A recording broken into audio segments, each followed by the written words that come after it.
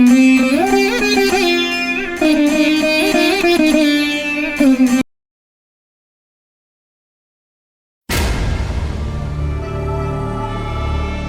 இன்னும் வரலையே. ஆமா, இன்னும் கவிதா வரலையே. ஆளையே காணோம். ஆமா, ஆளையே காணோம். இப்ப என்ன பண்றது? ஆமா, இப்ப என்ன பண்றது? ஏன் திடீர்னு ஒரு மாதிரியா பேசுறீங்க? ஆமால, ஒரு மாதிரி பேசுறேன்ல.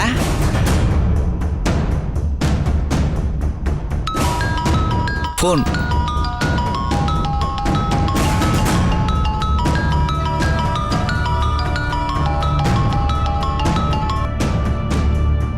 ஹலோ அண்ணா, என்ன நல்ல ஜாலியா பேசிக்கிட்டு இருக்கீங்களா? நல்ல அண்டர்ஸ்டாண்டிங் ஆயிட்டீங்களா? அவளை பயமுறுத்தி அனுப்பிடாதே. சேச்சே, நாங்க ரெண்டு பேரும் நல்லா தமாஷா தான் பேசிட்டு இருக்கோம். தமாஷாவா? நீ போனை திவ்யா கிட்ட கொடு. ஒரு நிமிஷம். இந்தாங்க, கவிதா பேசுறாங்க. என்னடி பண்ற?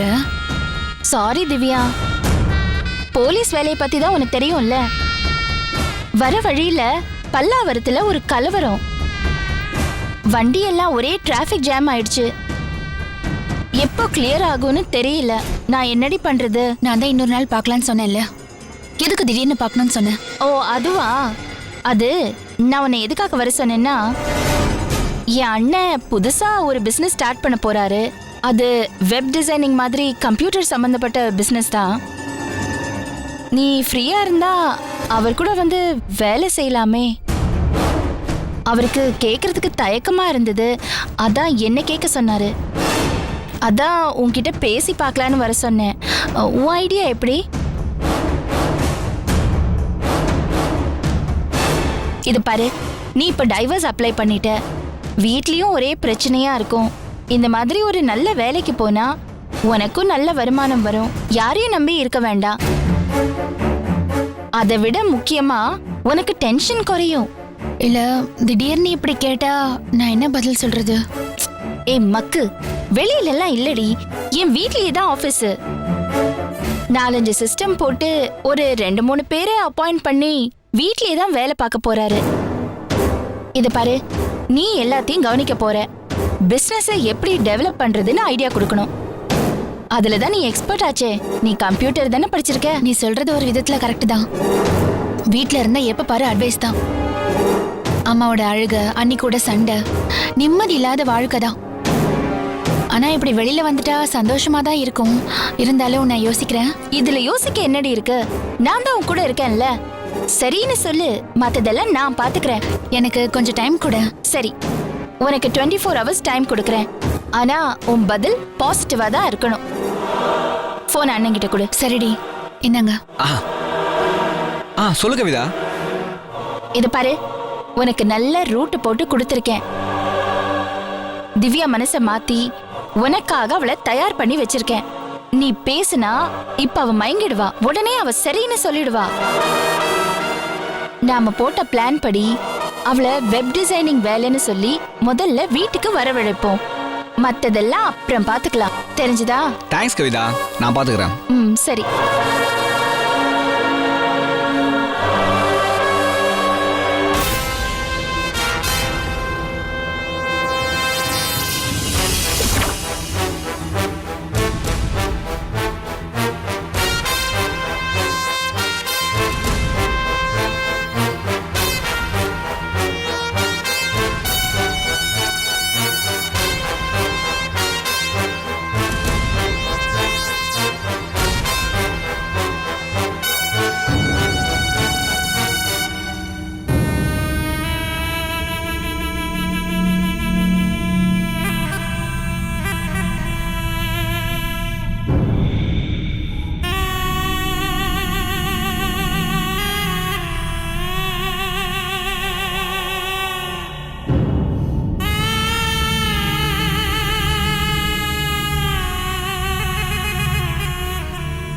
டேய், நீ எப்ப வந்த?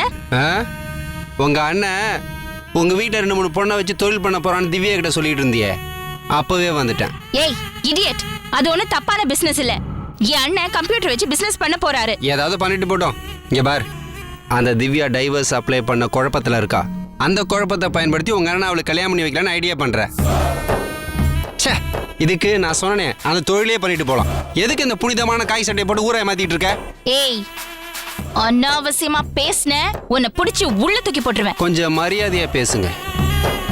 நான் பழைய சங்கர் இல்ல, எம்டி சங்கர். அதை ஞாபகம் வச்சுட்டு பேசு. என்னமோ சிஐடி சங்கர் மாதிரி பேசுற. எம்டியா வெத்து வெட்டா இருந்த நீ இன்னைக்கு ஒரு கம்பெனிக்கு எம்டியா இருக்க, அவ்வளவுதான். நீ ஒன்னும் பெரிய பிஸ்தா கிடையாது. இப்ப எதுக்கு வந்த? எங்க மாமா கூட நீ எதுக்கு ஊர் சுத்திக்கிட்டு இருக்க? கார்ல அங்க போற இங்க வர, என்ன நினைச்சிட்டு இருக்க உன் மனசுல? காக்கி சட்டை போட்டா என்ன வேணாலும் தப்பு பண்ணுவியா? தட்டி கேட்க ஆள் இல்லைன்னு நினைச்சிட்டு இருக்கியா? ஏய், நாங்க சும்மா ஒரு ஃப்ரெண்ட்லியா தான் பழகிட்டு இருக்கோம். பார்த்தா அப்படி ஒன்றும் தெரியலையே. இங்க பார், எங்க மாமா சுத்த கறந்த பால், நீ கள்ளி பால். பார்க்கறதுக்கு 2 பால் ஒரே கலர்ல தான் இருக்கும், ஆனா ரெண்டுமே எப்போதும் ஒண்ணு சேராது. அதை ஞாபகம் வச்சுக்கோ. நீ பேசி பேசி எங்க மாமா மனசுல விஷத்தை விதைக்கிற. உன்னால எங்க அக்காவுக்கு ஏதாவது பிரச்சனை வந்துச்சு நடக்கிறதே வேற, நான் மனுஷனா இருக்க மாட்டேன் சொல்லிட்டேன். இங்க பாரு சுப்பு, உனக்கு உங்க அக்கா கல்யாணத்துக்கு அப்புறம் தான் தெரியும். எனக்கு அதுக்கு முன்னாடியே தெரியும். நான் திவ்யாவோட ஃப்ரெண்டு. யார்கிட்ட எப்படி பழகணும்னு நீ எனக்கு சொல்லி தராத. உன் வேலையை பார்த்துக்கிட்டு போடா. ஒன்னு சொல்ற, நல்லா கேட்டுக்கோ. ஒரு காலத்துல என்ன ஓட ஓட துரத்துனல பல்லாவரம் சரவணன் என் ஃப்ரெண்டு. அந்த கொலை கேஸ்ல நான் கொலையே பண்ணல. அந்த கேஸ் என் மேல போட்டு என்னை ஜெயில தள்ளினேன். வெளியில வந்ததுக்கு அப்புறம் அடியாளுங்களை வச்சு கடத்தி என்னை அடிச்சு சித்திரவதை பண்ணி இந்த ஊரை வெட்டி ஓட வச்சல. அதை எதையுமே நான் இன்னும் மறக்கல. தாத்தாவும் பின்னாடி இருந்தாருன்னு திமிர்ல தானே இந்த ஆட்டம் போட்ட. இப்ப அந்த தாத்தாவை போய் சேர்ந்துட்டாரு. இவர் இனிமே உனக்கு அவமானம், அசிங்கம், வீழ்ச்சி எது வந்தாலும் அதுக்கு காரணம் நானா தான் இருப்பேன். அதுக்கு ஸ்பான்சரே நானா தான் இருப்பேன். அதை மட்டும் நீ மறந்துடாத. என்ன? உனக்கு பின்னாடி தைரியமா இருந்த தாத்தாவோட மொத்த சொத்துமே இப்ப என் கையில இருக்கு. நான் நினைச்சா 10 நிமிஷத்துல ஒண்ணு இல்லாம ஆக்கிடுவேன். அதை நீ மறந்துடாத. உன் மேல அந்த ஜட்ஜிக்கே நம்பிக்கை இல்லாம தான் உனக்கு அந்த சஸ்பெண்ட் ஆர்டரே கொடுத்தாரு. இப்பதான் அந்த சஸ்பெண்ட் ஆர்டர் முடிஞ்சு வேலையிலேயே ஜாயின் பண்ணிருக்க. ஆமா, ஒரு ரெக்கார்டை எடுத்து பார்த்தா கிரிமினல் ரெக்கார்டை விட ரொம்ப கேவலமா இருக்காமே. ஏன் உனக்கு இன்னொரு சஸ்பெண்ட் ஆர்டர் வேணுமா?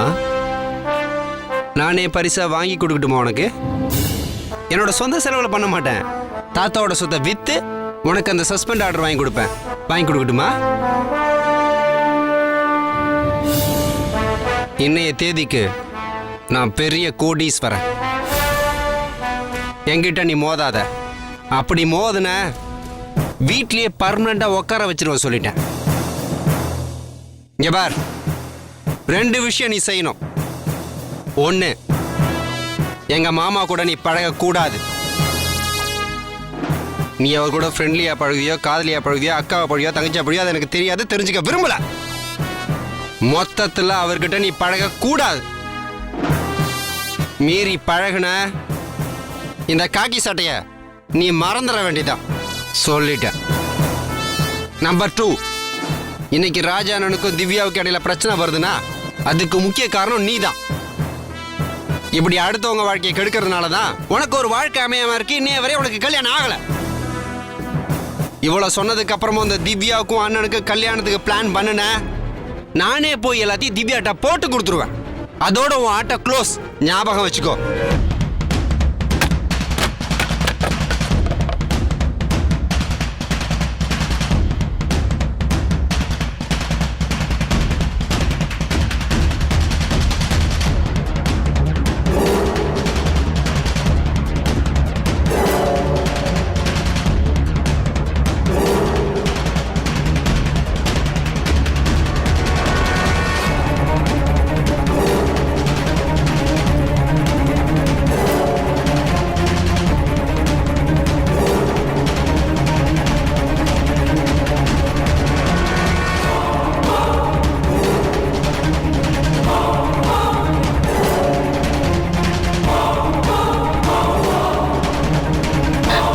ஸ்டேஷன்ல ஏன் இடத்துலயே என்ன வந்து மிரட்டுறியா? எனக்கு நீ ஆப்பு வைக்கிறியா? உனக்கு வைக்கிறேன்டா ஆப்பு. அப்படி இல்லைன்னா என் பேரு கவிதாவே இல்ல. எனக்கு வர்ற ஆத்திரத்துக்கு கான்ஸ்டபிள் மேடம். உள்ள எவனாவது கைதி இருக்கானா? இருக்கா மேடம். வந்து சாத்துற.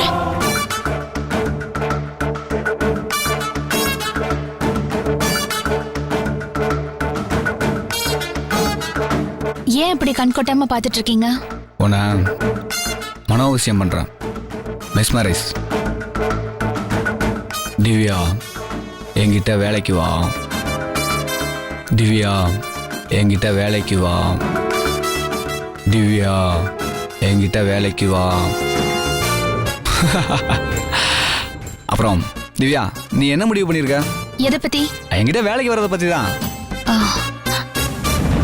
உங்க தங்கச்சியாவது 24 மணி நேரம் டைம் கொடுத்தாங்க. நீங்க 24 நிமிஷம் கூட டைம் கொடுக்க மாட்டீங்க போல இருக்கே.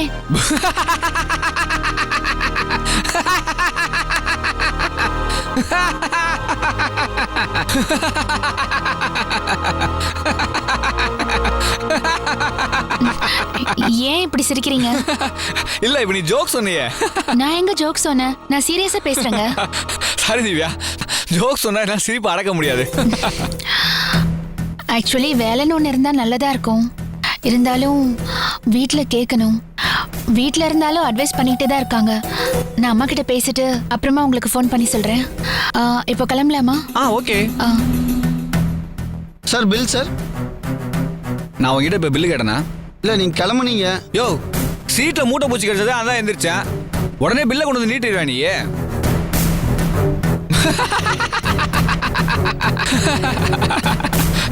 என்ன பயந்துட்டியா? திவ்யா பயந்துட்டான் பாரு.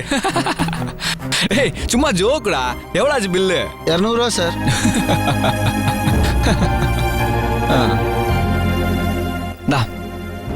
ஓகே, டிப்ஸா வச்சுக்கோ. சரிங்க சார். திவ்யா வா கிளம்பலாம்.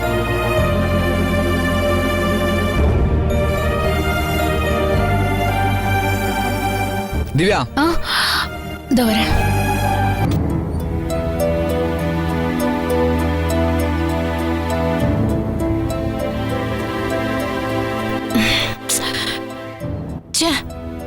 என்ன இவரு இன்னும் ஆளை காணோம்?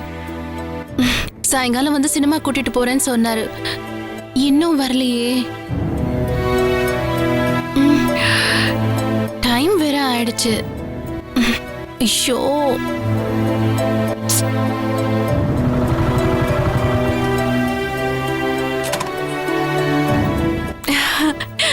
வந்துட்டாரு.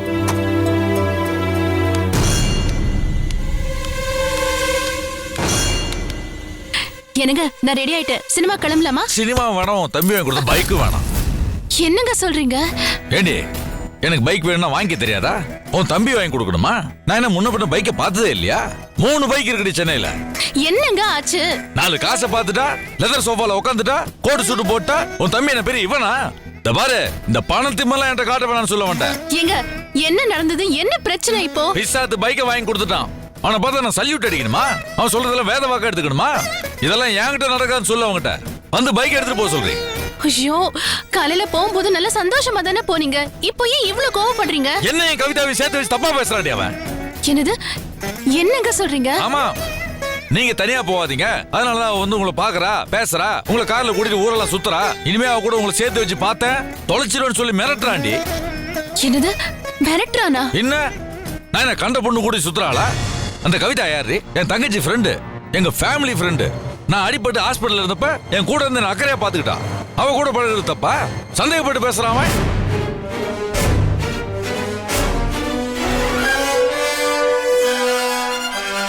என்னடி நீயும் சைலண்டா இருக்க? உனக்கும் சந்தேகமா இருக்கா? இல்லங்க, அப்படிலாம் ஒண்ணும் இல்ல. ஓ, பைக்கை வாங்கி கொடுக்க சொன்னதே உன் ஐடியா தானா? சாச்சா, என்னங்க நீங்க இப்படி எல்லாம் பேசுறீங்க? நான் இந்த மாதிரி மாமா பைக் இல்லாம இருக்காருன்னு சொன்னேன். அவனை தாங்க வாங்கி கொடுத்தான். என்ன, எனக்கு சப்போர்ட்டா உன் வாயில இருந்து ஒரு வார்த்தை கூட வர மாட்டேங்குது. இல்லங்க, நான் உங்களை நம்புறேன். உங்க மேல எனக்கு நம்பிக்கை இருக்குங்க. ஆனா உன் தம்பி கொஞ்ச நேரத்துக்குள்ள அசிங்கப்படுத்திட்டானே. என்ன? எங்க, அவன் சின்ன பையன், ஏதோ தெரியாம கோவத்துல எசுக்கு பிசுக்கா பேசிருப்பான். இதுக்கு போய் எங்க இவ்ளோ கோவப்படுறீங்க? ஏண்டி ஒரு மனுஷனுக்கு வெக்கம், மானம், சூடு, சுரணை இதெல்லாம் தாண்டி முதல்ல முக்கியம். அதுக்கப்புறம் தான் பைக்கு போடலாங்கா எல்லாம். இவ்வளவு பேசுனதுக்கு அப்புறமும் நான் அந்த பைக் எடுப்பேனா? வேணாம், போனை போடுறி, வந்து பைக் எடுத்துட்டு போக சொல்லு. பணம் காசு இருந்தா அது அவனோட. இந்த சுப்பு அவங்ககிட்டயும் கூட கும்பிடு போட்டு நிக்க மாட்டான். செயின் வேற. உன் தம்பி வந்து பொறுக்கிட்டு போக சொல்லு. என்னங்க நீங்க ஏன் இவ்ளோ கோவப்படுறீங்க? சினிமாக்கு போகணும்னு நான் எவ்வளவு ஆசையா கிளம்பிருக்கேன். மானமே போச்சு, நான் இங்க வருத்தப்பட்டு இருக்கேன். சினிமா போச்சு உனக்கு வருத்தமா இருக்கா? இது பாருங்க, கோவப்படாதீங்க. இப்ப என்ன, அவன் உங்ககிட்ட மன்னிப்பு கேட்கணும், அவ்வளவுதானே? ஒரு நிமிஷம் இருங்க.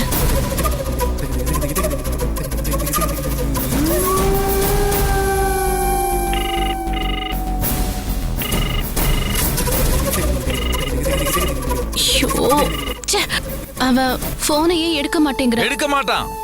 எப்படி எடுப்பான்? அவன் மனசு முழுக்க சாக்கடையாச்சே. இந்த பாரு, அவன் வந்து என்கிட்ட மன்னிப்பு கேட்காம நான் யார்ட்டையும் பேச போறதில்ல. என்னங்க?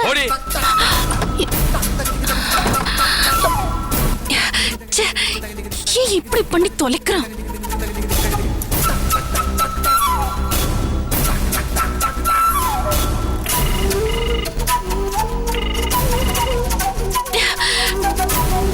ஐயோ,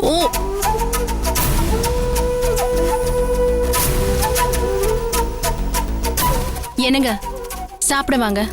சாப்பாடு வேணாம், ஒரு மண்ணாங்கட்டி வேணாம். என்னங்க உங்களுக்கு இன்னும் அந்த கோவம் தீரலையா? என்ன போய் அவன் அப்படி பேசுவானா? யார் அவன் பேசுறதுக்கு?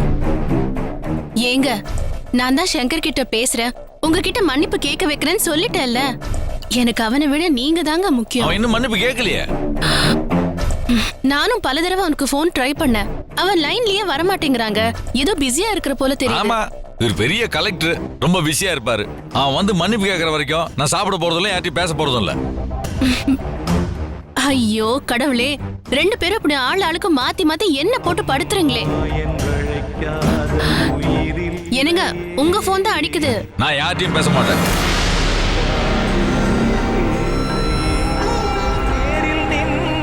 ஏங்க, ஏதோ பியூன்னு வருதுங்க. பியூனா? அவன் எதுக்கு இந்த நேரத்துல பேசுறான்? Hello sir, Subbu sir. Yo, எதுக்கு எந்த நேரத்துல போன் பண்ண? நாம மோசம் போயிட்டேன் சார். என்னையா சொல்ற? கவிதா சிஸ்டர் தற்கொலை பண்ணிட்டாங்க சார். என்னையா சொல்ற? ஆமா சார், 1 மணி நேரத்துக்கு முன்னாடி என்ன கூப்பிட்டு என் கடைசி ஆசை பிரியாணி சாப்பிடணும் போல இருக்கு, ஆம்பூர் பிரியாணி வாங்கிட்டு வான்னு என்கிட்ட காசு கொடுத்தாங்க சார். கடைசி ஆசையா? ஆமா சார், அவங்க சொன்ன அர்த்தம் எனக்கு அப்ப புரியல சார். பிரியாணி வாங்கிட்டு வந்துட்டு கதவு தட்டி பாக்குறேன், கதவு திறக்கல. காலிங் பல்ல அடிச்சு பாக்குறேன், அப்பவும் திறக்கல. அதுக்கப்புறம் ஜன்னல் வழியா வந்து பார்த்தா கை நரம்பு அறுத்துக்கிட்டு தற்கொலை பண்ணிக்கிட்டு கிடக்குறாங்க சார். ஐயோ, நிஜமா சொல்ற? ஆமா சார். ஐயோ, என்னங்க சார், சிஸ்டர்னு கூட்டு பாக்குறேன், ஒரு பதிலும் இல்ல சார். கடைசியில என்ன பண்றதுனே தெரியல சார். அவங்க செத்து போயிட்டாங்கன்னு நினைக்கிறேன் சார். சார், சீக்கிரமா வாங்க சார். என்னங்க, என்னங்க, யாருக்கு என்ன ஆச்சு? என்ன பிரச்சனை? கவிதா சூசைட் பண்ணிட்டாளாம். ஐயோ, என்னங்க சொல்றீங்க? ஆமா, அந்த பியூன் கதவு திறந்து பார்த்தப்ப கையை எடுத்துக்கிட்டு படுத்து கிடக்குறாளா. நான் போய் பார்த்துட்டு வந்துடுறேன். இருங்க, நானும் உங்க கூட வரேங்க. நீ எதுக்கு? நான் போய் பார்த்துட்டு வந்துடுறேன். ஐயோ, நீங்க வேற என்னென்னமோ சொல்றீங்க, எனக்கு ரொம்ப பயமா இருக்கு. நானும் உங்க கூட வரேன், வாங்க. சரி, நான் போய் ட்ரெஸ் சேஞ்ச் பண்ணுறேன்.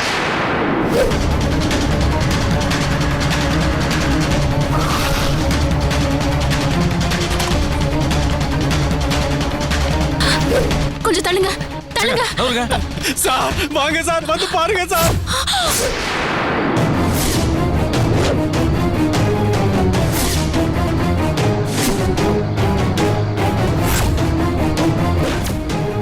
சார், சார், பாருங்க சார், சிஸ்டர் தற்கொலை பண்ணிக்கிறாங்க சார்.